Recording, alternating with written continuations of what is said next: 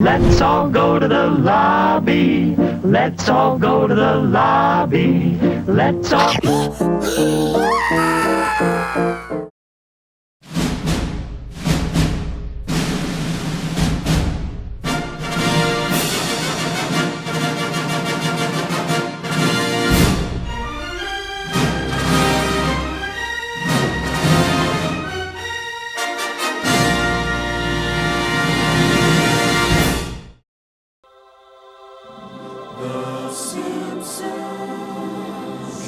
Hi, welcome to the Bomb Squad podcast. I am your host and master of ceremony, Tanner Richard Kraft, and with me I have... Hi, I'm Austin Sweebelman. I'm Joseph Vrenick. I'm Tim M. Sullivan. I'm Ethan Hawker. And we have a very, very, very, very special guest today. Pete Timmermann. This is cool. He was a lot of our professors in college. Well, what do you do? Plug yourself here a little. These days, my day job is to run the Webster University Film Series, which is St. Louis's only year-round nonprofit movie theater. I work with Ethan. It's pretty much the two of us, but I also teach film studies classes at Webster University. Some of the best classes I ever took. Same. I famously tortured Pete by writing an essay about the Avengers, so... Better that than Shrek. Today we're talking about the Simpsons movie. But before we talk about the Simpsons movie, this is probably going to be our only chance to talk about the Simpsons as a whole. So, what is your general history with the Simpsons? Which I know is kind of a loaded question, but let's get right into it anyway. So Austin, I want to start with you. The first decade or so of my life, The Simpsons was something I kind of had to love in secret. I saw a lot of crazy movies as a kid, but the difference was my parents actually knew what The Simpsons was. So, I could fish out a DVD copy of A Clockwork Orange to no protest whatsoever, but getting caught watching The Simpsons was like grounds for getting grounded. But I always kind of liked it. Some of my efforts to smuggle contraband Simpsons into my life were like boilerplate standard kid shit, like catching it on Fox when my parents were out doing something else. Some instances were way less standard. Like there was this indoor playground called Tumble Drum that existed when I was a kid, and as luck would have it, there was this hard to access area 2 stories up in the middle of a bunch of tubes, and there was a copy of the 1991 Simpsons Konami beat-em-up game, and I played the shit out of that. One time, I went to the Scholastic Book Fair at my elementary school equipped with $50 to buy books. I remember buying a decoy copy of Captain Underpants to hide my real score, which was a big-ass, The Simpsons comic. And it's sort of an anticlimactic ending to all this. This movie came out 21 days after I turned 13, so my mom just kindly let me see this in theaters with my sister. And it was fun singing Spider Pig at recess for the rest of that year afterward. That's the important stuff. Back to you, Tanner. It's so wild hearing that you weren't allowed to watch The Simpsons as a kid, because that was what my family did Sunday nights, was watch the new episodes of The Simpsons as a family. Nope. Your parents are very different from mine. Too subversive. Watch me turn on the TV. Tim, how about you? What's your history with The Simpsons? As somebody who grew up without cable, there was definitely this era of my life where the Sunday night staples were The Simpsons, King of the Hill, Family Guy, Futurama, those Fox animated series, the animation domination stuff, if you will. I watched it because I knew my parents didn't like me watching it. Specifically King of the Hill, that was a show that I watched it because it was taboo, but I didn't get it until way later. I know what you're here for. Dale, this isn't how I wanted you to find out. Quit screwing around with my mower. As far as The Simpsons go, I wasn't as religious following it back then. I think it was that Austin fallacy of just I thought that edgier things were automatically better. So I gravitated more towards Family Guy, and the Matt Groening show that I liked more was Futurama. But every time I see Simpsons stuff, it does make me laugh, and I've always wanted to kind of go back and revisit the series episode to episode, season to season. You're pregnant again? Until I just kind of get tired of it. You always hear about how the first 9 or 10 seasons were the only good seasons of The Simpsons, and I'm sure there's a grain of truth to that, but it's even just 10 seasons is a good run. Most shows get old after 5 or 6, and this movie came out, I was 14 at the time. It was right during that time where I was still watching it pretty regularly on Sunday nights, and it looked fun, so I was excited to see it when it came out in theaters. It's funny hearing you say, I was 13, I was 14 when it came out. I was 9. I'm so much younger than you people. Joe, another person who's older than me, how about... What's your history with The Simpsons, Joe? So my history with The Simpsons, as far back as I can remember, I always wanted to watch The Simpsons. So when I was like maybe 4 or 5, watching like Cartoon Network and like that, every so often there would be these commercials for a particular brand of candy that you might have heard of called Butterfingers. And that was my introduction to The Simpsons, was you don't lay a hand on Bart's Butterfinger. I don't exactly remember how I found out, but I found out that it was a cartoon, like a show. This is a simple lie detector. I'll ask you a few yes or no questions, and you just answer truthfully. Do you understand? Yes. And I was like, Mom, can I watch this show? And she's like, no, you're too young. It's inappropriate. Flash forward a good 5 or so years later, I'm maybe like 10 years old at this point. My parents split up and I'm at my mom's house. I'm watching like Kids WB or something. And then it just switches over to like the older entertainment program run. And they started playing The Simpsons. And then I noticed in the corner a little thing called a TV rating. And I saw that it was TV PG. And I looked over at my mom and I said, Mom, this is TV PG. Can I watch this? And she's like, Do I look like I know what a JPEG is? I think she just really did not care at that point. And then from there on out, it became one of my favorite shows. This would then lead me to like a rabbit hole where I discovered the game Simpsons Hit and Run. I would wind up getting the DVD box sets, which would then lead me to discover what is arguably my favorite season of television ever, which is season 5 of The Simpsons. That specific season is wall-to-wall bangers, some of the best comedy episodes for television ever written. And then 2007 rolls around, and then I hear a Simpsons movie's coming out. So, as you can imagine, growing up a Simpsons fan, I was hyped as all hell to see a Simpsons movie.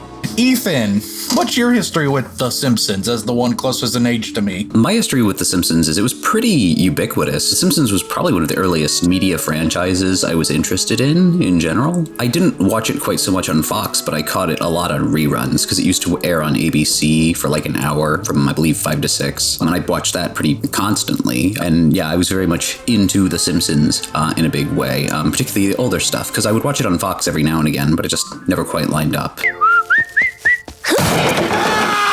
So usually what I was getting was the older stuff, the quote-unquote good stuff, which, I don't know, I would say it is of higher quality than what is made now, but that's only because it's really, really good, well-written television. So yeah, no, I loved it as a kid. I would read the comics whenever I could get my hands on them. A lot of the weird guidebooks or whatever would pop up at thrift stores and that sort of thing. And the Simpsons movie itself might be the first movie I was like really excited for. I had some amount of internet literacy, and I remember going to the Simpsons Movie website and they would like have voice clips and stuff from it. It was like, oh, this is so exciting. And like one of the first DVDs I owned was the Simpsons Movie on DVD. Probably one of the first commentary tracks I listened to was the director's commentary with the writers particularly.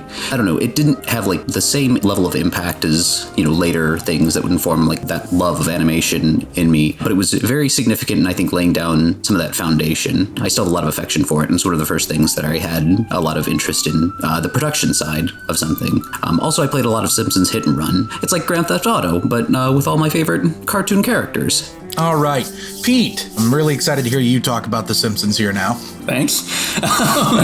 So we can debate. I think I'm kind of the exact right age for The Simpsons. So I was 9 when Simpsons Roasting on an Open Fire played originally in December of 1989, and I did watch it live. I never saw it on Tracy Ullman, which is where it started. But yeah, so the first time a proper Simpsons episode aired live, I was watching it live. And then there was this huge zeitgeist, which you're probably familiar with. The first couple years it was on the air, it was just this massive cultural touchstone, but in kind of the wrong ways. I don't know, it was a cultural touchstone like how like Taylor Swift is a cultural touchstone. Yeah, like it's kind of everybody loved it, you know. And there was, I guess, a certain level of controversy. I absolutely had friends like what Austin was talking about, whose like parents wouldn't let them watch The Simpsons, usually more like religious families. That was the case. And we need a nation closer to the Waltons than the Simpsons. My parents didn't care, and it pretty accurately reflected my family dynamic too, which is why I connected to it so much. But yeah, so, being like 9, 10, 11, and there's this big cultural cachet behind it, I did kind of drift away, weirdly right when it got very good. In my mind, the peak Simpsons is seasons 4 through 10, thereabouts. But around the time that season 4 came out, that's when I stopped watching it live so much. But I came back around to it pretty quickly thereafter, once I was old enough to get the more adult jokes. So like around the time I was 17 or so, I kind of went back and caught back up. Seasons 1 through 15 or so, I've seen those episodes like a bajillion times. Not so much recently, though. I was kind of worried when I got the invite to participate in this podcast. I was like, man, I don't have time to do the research to shake all the rust off. Like, I've seen them a bunch, but it's been years at this point. I'm not sure that I've seen anything past season like 22 or so. I think they're currently on season 33, so I can't attest to the current quality. But then that said, kind of being 9 when it first hit and became popular, like I was there for all the action figures. Like they were, initially these kind of boring action figures that were just like plastic blobs that didn't do anything, but then there were the cooler ones like 10 years later that you like plugged them into Springfield locales and you pressed a button and they spoke a couple of lines of dialogue. And I've got all the kid robot ones. They're in my bedroom, like in like a nerdy thing on the wall. But yeah, like I got all the DVDs when they came out, and actually there was that store in Kirkwood that would sell me the season box sets like a day or two before they came out, so I would always specifically go there so I could get them a day or two early. Like it has always kind of been a big part of my life. Stop laughing, you imbecile! Don't you realize how close you just came to killing yourself? In recent years, I have wanted to make a project. Weirdly, I got the idea, I think, kind of toward the end of lockdown in 2020, where I want to just do kind of like a journal, like front to back, just watch every single episode in order, and maybe not take like a lot of notes, but make, a little bit of commentary, like this is one of the best, this is one of the worst, whatever. That's such a big endeavor. I feel like I wouldn't finish it at this point. They're nearing episode 750, so that's a whole lot of hours of television.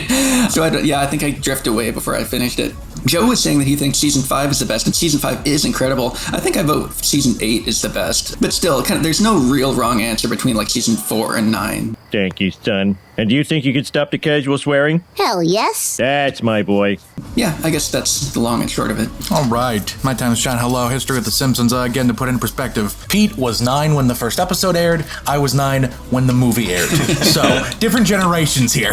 As far back as I remember, The Simpsons is a thing that's existed. I don't know of a time before The Simpsons. And if Fox has it their way, I probably won't know a time after The Simpsons either. Or Disney. I guess they run it now. Oh, that's weird to think about. I'm the mascot of an evil corporation. Get down from there.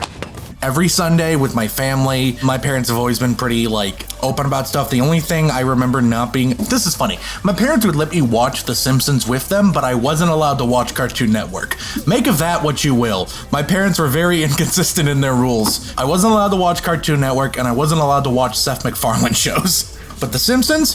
Fair game. So I grew up with The Simpsons. I grew up loving The Simpsons. Being a 9-year-old fan of The Simpsons when the movie's coming out, while your mom is a manager at 7-Eleven, oh boy, it is the best time of your life, let me tell you. All the cool I got to touch, play with, oh my god, I think I've gotten rid of a lot of it now, but up until through high school, I had a bunch of collectibles that 7-Eleven was selling back then in various closets and cupboards and whatever. For a solid 3 months after the movie came out, I had a Homer cut out in my room that one day disappeared when I was home.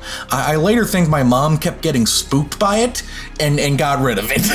I've always loved The Simpsons. I'm not sure if I could pick a favorite season. I do know my favorite episode is always the one where Mr. Burns recruits a bunch of actual real-life Major League Baseball players to play in this little company softball baseball game, and then they all one by one. Oh god, sometimes when I'm trying to go to sleep, I'll just hear in my head, Mattingly, get rid of those sideburns. What sideburns? You heard me, hippie.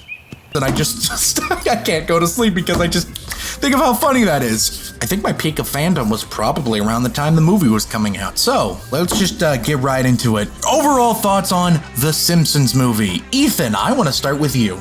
I like it. I think it holds up even better than I remember, having watched it, almost burning myself out on it when I had it, because again, it was one of only a handful of DVDs I had, so I just couldn't watch it endlessly. No, I think it still holds up pretty well. There's a lot of deadpan humor. There's some stuff that is aged overall, but it's generally quite strong. Julie Kavner's performance as Marge, particularly that sort of monologue taping over the wedding video, is a really great emotional core for the film. She brings a lot to it, and I'm sure that's going to be highlighted by everyone else.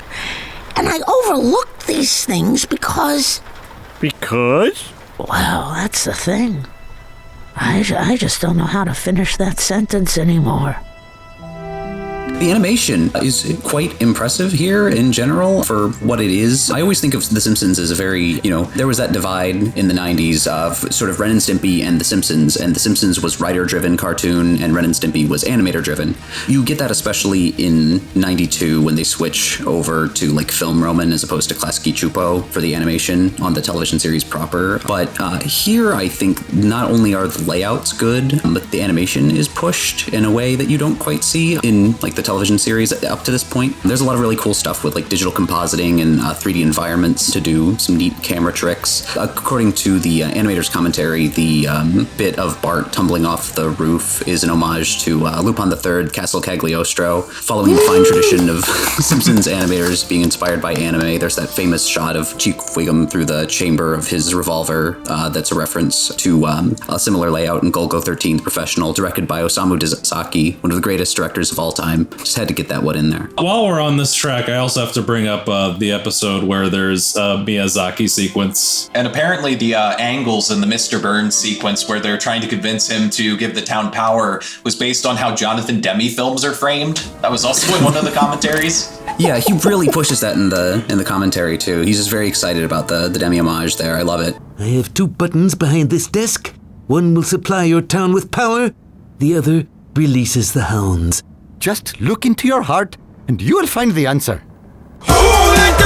The one that jumps up to me is like there's some subtle character animation stuff in Marge's speech that she gives. One of the big standouts for me is obviously the Epiphany sequence. There's a lot of good like transformative animation there that I find super appealing, and just a lot of neat little flourishes that obviously you only get in the enhanced runtime and budget and everything. Because they talk about this film and it's just clear that they were just trying to refine it to a mirror shine. They were not going to make this film unless they were just iterating upon it, which is something. The commentary track is just them talking about test screening reactions. Yeah, which is something you might lose a little something in that, but I think it's incredibly impressive, especially for something that is ostensibly like a television tie-in, sort of following on a wave of popular television to big screen adaptations that we'd seen with animation in the previous years leading up to this, with the SpongeBob movie and the Rugrats films and that sort of thing. Speaking of Klasky Chupo, it all holds together very well, even if it's maybe not as polished as The Simpsons at its very best. It's up there. Right. Joe. Oh boy. Okay. Not you. Tim, what are your thoughts on The Simpsons movie?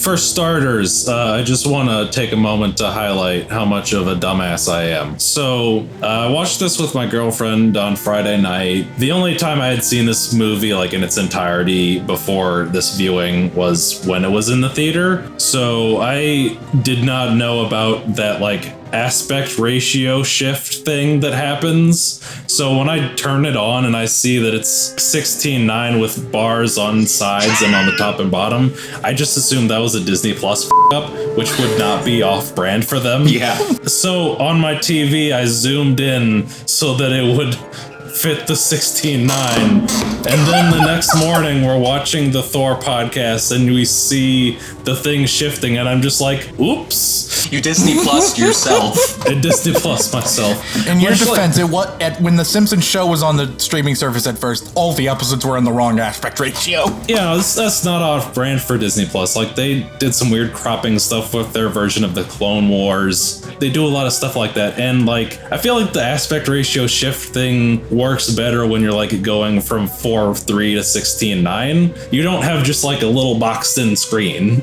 But anyway, it's still pretty fun. All these years later, I still really enjoy it. There's a lot of really funny bits. Watching it and seeing all of the ways CG was composited with the 2D animation, it reminded me of that thing that Austin was talking about on a podcast way back, that Invader Zim episode with the walnut. Yeah, 3D walnuts. 3D walnuts. The most expensive walnuts ever. I didn't ask for 3D walnuts. We just got them and it wrecked the budget for the rest of the season. Is that right? Was it really expensive?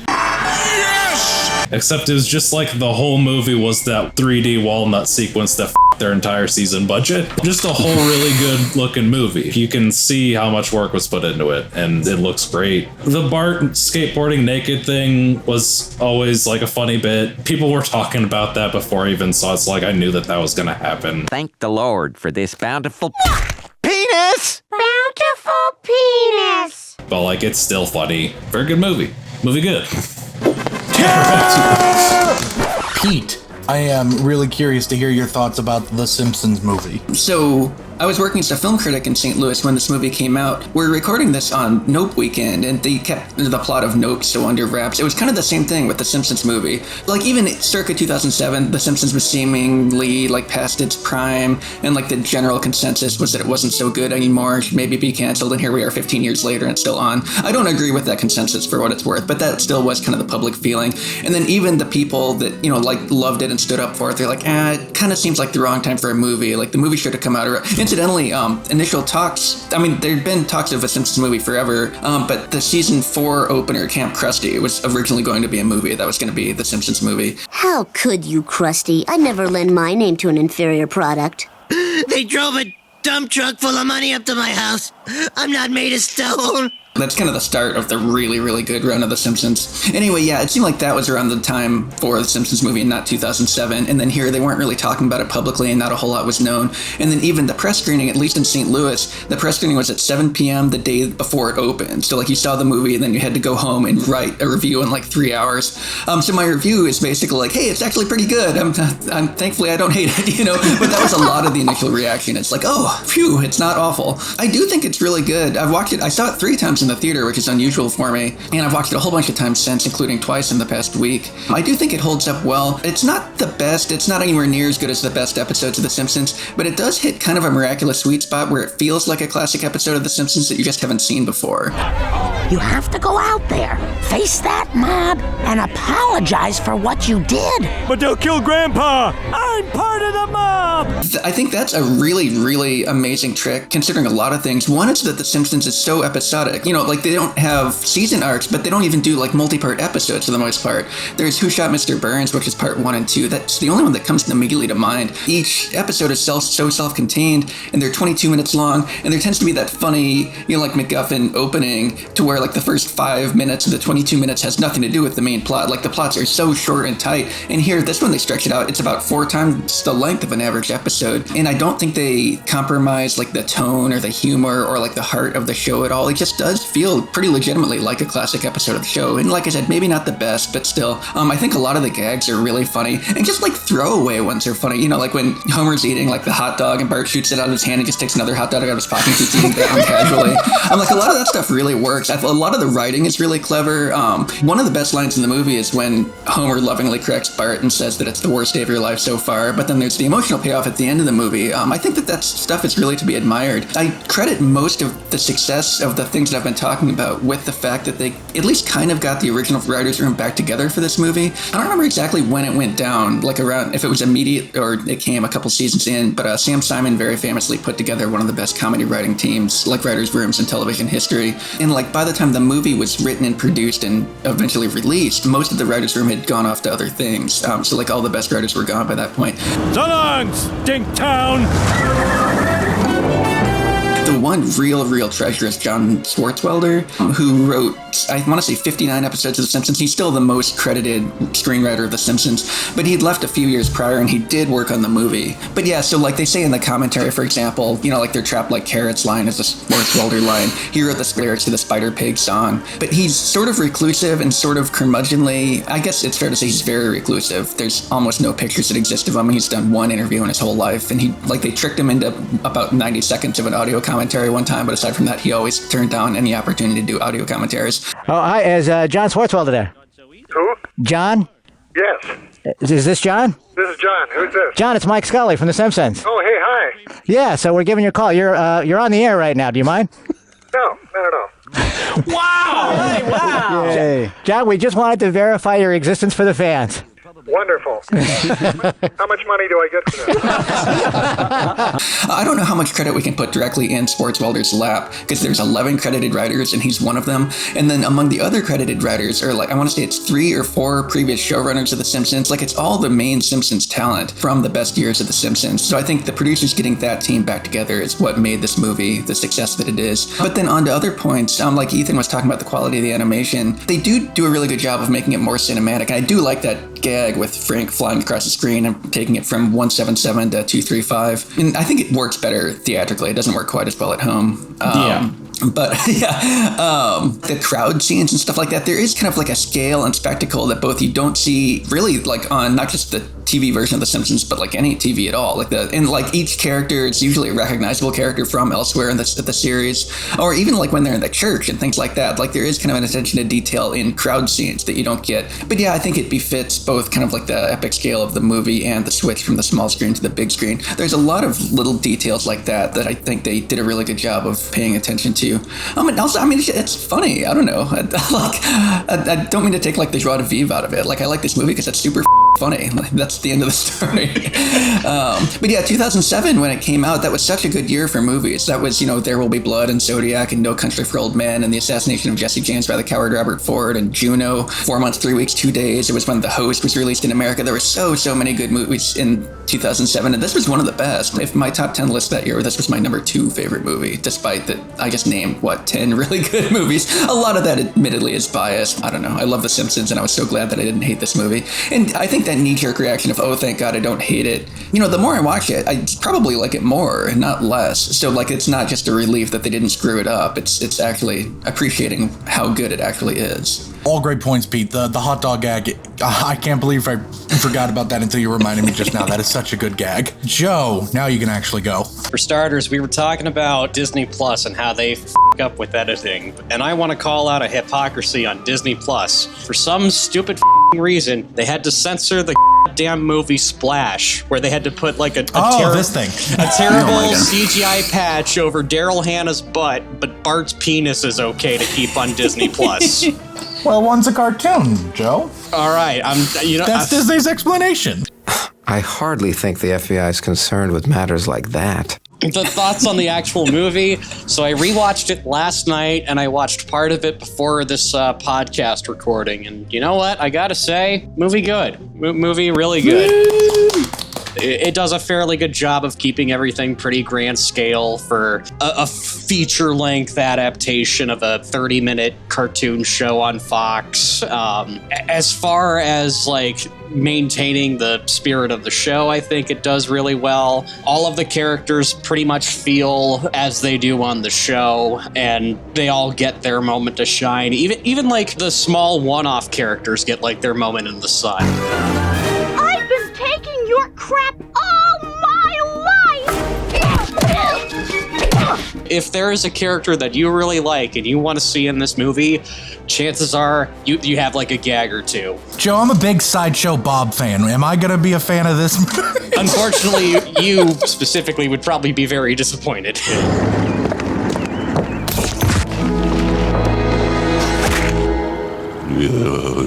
They mentioned in the commentary that he was supposed to be in at some point before it was like during the motorcycle sequence towards the end, but like most things, it sort of was pulled out because I imagine that writer's room was pretty busy. 11 writers, that has to be a very busy writer's room. We have to roll the rock back up the hill. We need a real writer's room. So we've got 14 great writers. Yeah, I'll just end it at movie good. I'll pass it off to Austin.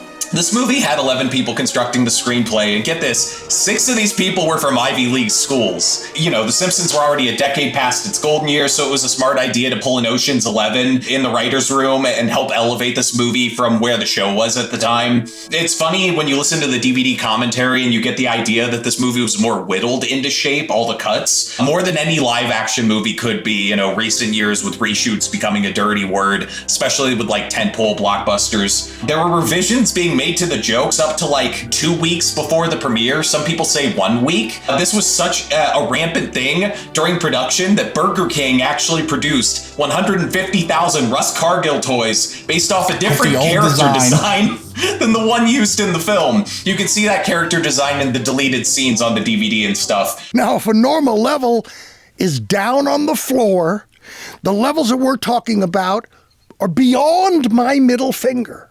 They moved quickly by doing the primary line work on stuff on like Wacom Cintiq tablets, which had only existed for about 6 years at that point. 4 studios worldwide were like working at a bonkers pace and got this thing animated in about 500 days. It took longer to develop the whole movie, but animation was about 500 days. You can see some huge technical differences between how the show is animated and how this is animated. And I've seen more than one article saying that the majority of this movie's like theatrical draw was the fidelity of the animation. One thing that stood out to me was how the film's action adventure sequences really held up. Like the perspective of the characters inside the treehouse that's getting bent towards the ground, urging them to bail into a sinkhole. That shot really rocks. I think the fact that they centered the film on environmentalism gives it a lasting, prescient quality. Like environmental damage is tied to the global dominance of capitalism, so it'll always be a safe bet that it'll be a contemporary third rail issue for the foreseeable future. It was funny in research learning about the mythical recluse John Swartzwelder, who is often credited with being the funniest dude in the writer's room and also staunchly conservative. Now, of course, this is also a somewhat environmental episode, and it sort of became a running thing that John Swartzwelder would be the writer of these environmental episodes. And he became known as the conscience of the staff. Which is funny because I think he's a self-declared anti-environmentalist. I once heard John Swartzwelder give a long lecture about how much more rainforest there is now than there was 100 years ago. And satellite photos prove it and stuff like that. In one of his episodes, he described a recycling center as a couple of hippies surrounded by garbage.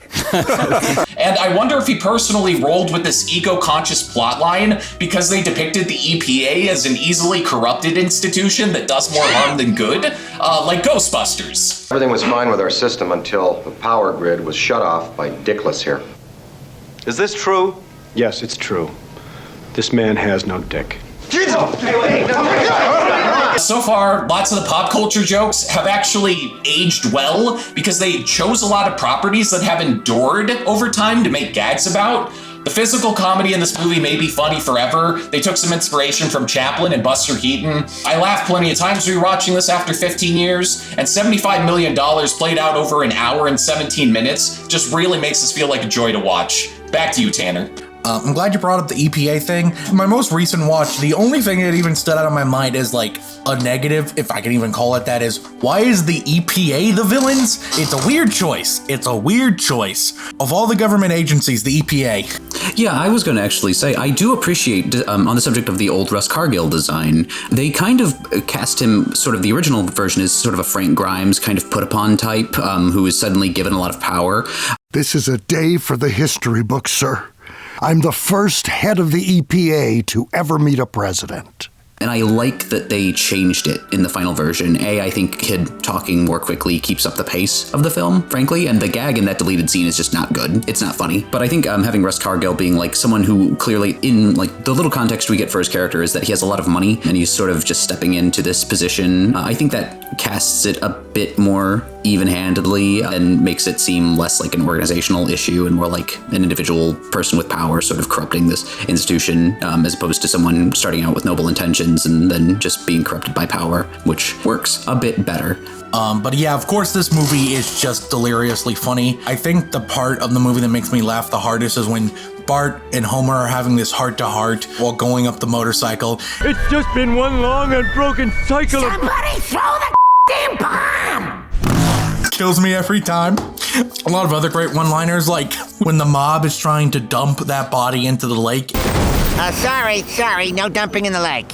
Fine. I will put my yard trimmings in a car compactor. Chief, I think there was a dead body in there. I thought that too, until he said yard trimmings. You gotta learn to listen, Lou. But for me, what stood out on my most recent watches of the movie is how much this movie plays as like a really fun blockbuster movie. The way the music especially ties into the blockbuster aspect of it is really good. In the commentary tracks, I talk about the moment where Homer convinces Bart to hop on the motorcycle with him, and there's this really awesome music cue in that moment, and how they all talked about how that music cue saves that moment, and I think so too. That music cue was maybe one of my favorite moments in the movie. I'll let you hold the bomb. The man knows me. The emotional pathos in the movie is really there too. Marge's little speech on the tape, which by the way, over 100 takes. She did over 100 takes of that. They Shelley Duvalled her. That's a lot of takes. It's fun. It is funny. It feels like the last great gasp of Simpsons. As a kid, when I didn't really understand how movies were made, I liked the joke that the writers thought the movie was going to be the last thing they ever did. So they said, all right, let's get all our good jokes we have left out now. And then they discovered they had to make 15 more seasons. Obviously not what happened. The Simpsons movie makes gangbusters money. It'll never end. But yeah, we'll have more things Simpson coming up here after the break. Let's ransack a government building!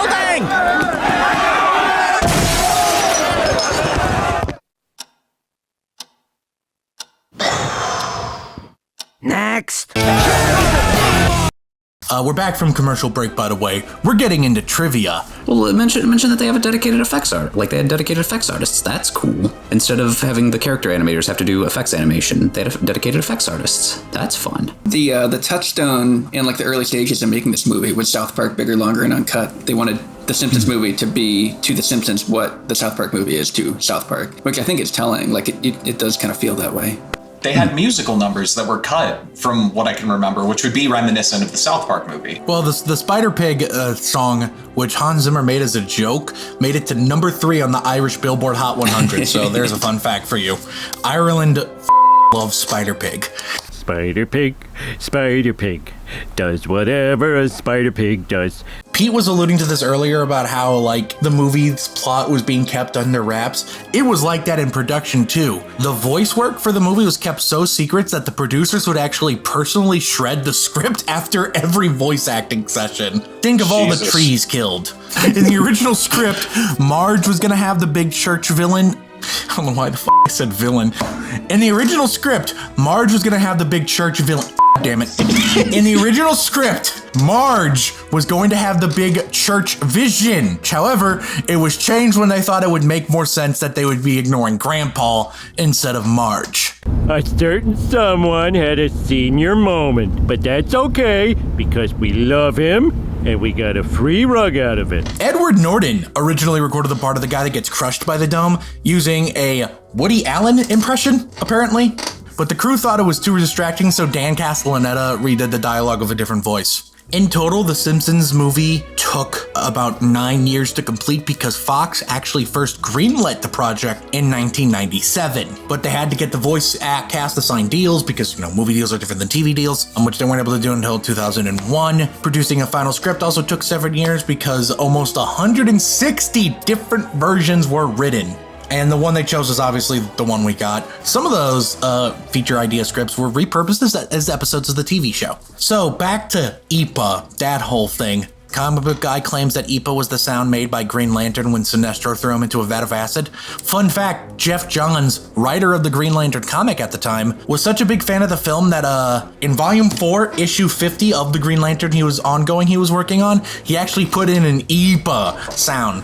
55 minutes into the movie, there's the whole thing we were talking about where Marge is recording over the wedding video, and then in the wedding video, the song Close to You by the Carpenters plays. Fun fact, in The Simpsons, The Way We Was, 1991 episode of the show, that is the same song that was played in a flashback scene of Homer seeing Marge for the first time. And this is the last piece of trivia I had that I thought was interesting. Release prints, so the prints that the theaters got, were delivered to theaters under the fake title Yellow Harvest. This was also the fake working title of the movie. This is obviously a reference to Blue Harvest, which was the fake working title of one of the Star Wars movies. I want to say Return of the Jedi, yeah. The best one. That's all I have for trivia, unless Ethan, Pete, does anyone else have something I might have missed? Did we mention Hank Scorpio? That Hank Scorpio was supposed to be the villain at one point? Oh yeah, he was. I forgot. Yeah. Well, they got Albert Brooks anyway, yeah. Look at my feet. Okay. You like those moccasins? Look in your closet. There's a pair for you. Don't like them? Then neither do I. Get the hell out of here! Ever see a guy say goodbye to a shoe? Yes, once. Tom Hanks is in this movie. That's pretty cool. All right, final thoughts. We'll start with Pete. One thing I meant to say earlier, actually, is when The Simpsons was hitting really big, circa, like 1990, Fox wasn't in most of America. Fox was kind of a fledgling TV channel, and that's what it was on. We did have it here in St. Louis. I lived down in DeSoto at the time, and I could get it there. But about 2/3 of the country couldn't get Fox, and it was this huge thing. And, you couldn't watch it online. You couldn't even watch it on, like, VHS at that point. Or, well, I guess you could if you had a friend that got the signal and taped it for you.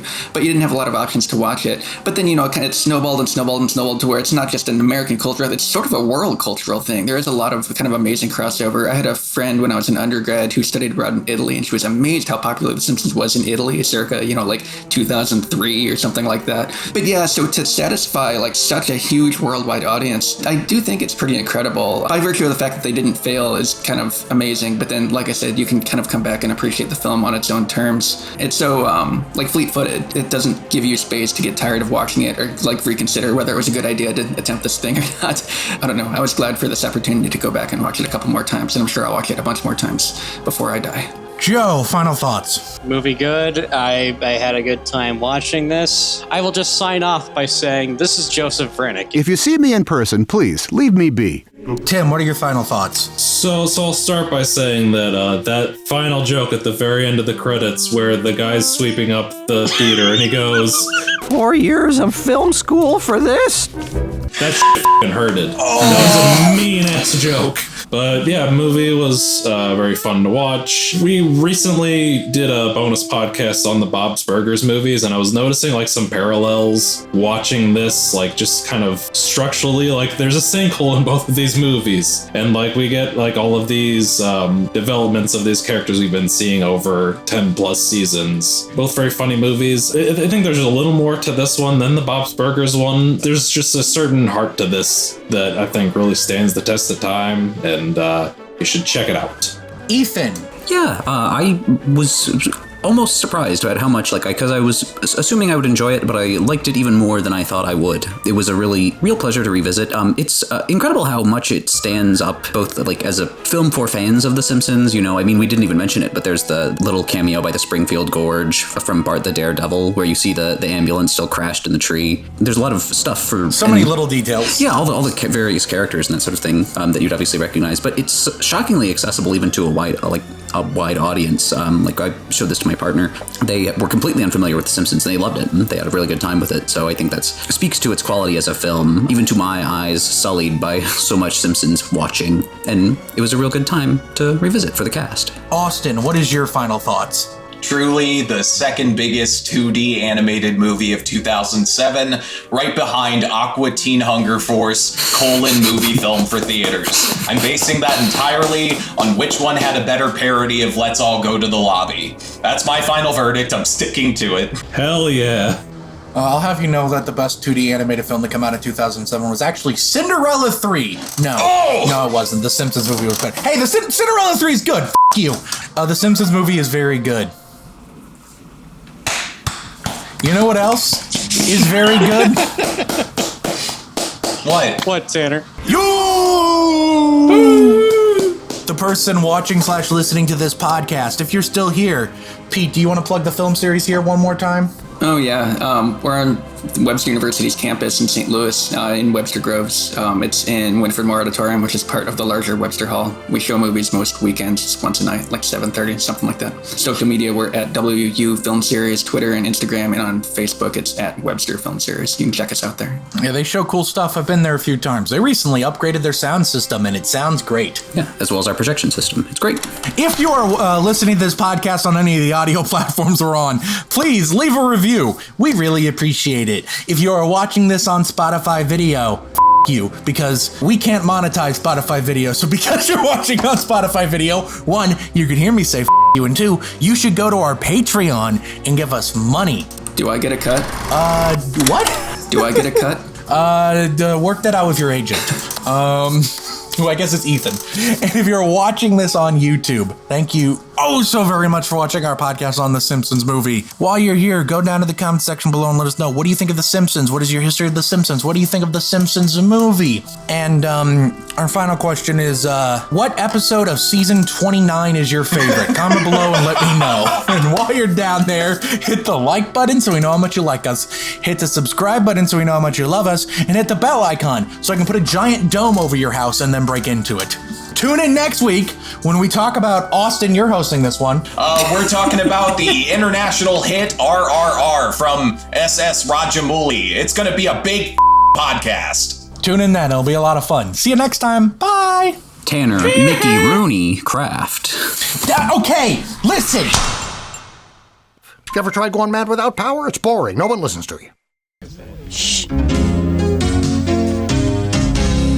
Slid my ticket across the table and I said, sorry guys, I gotta see about a girl.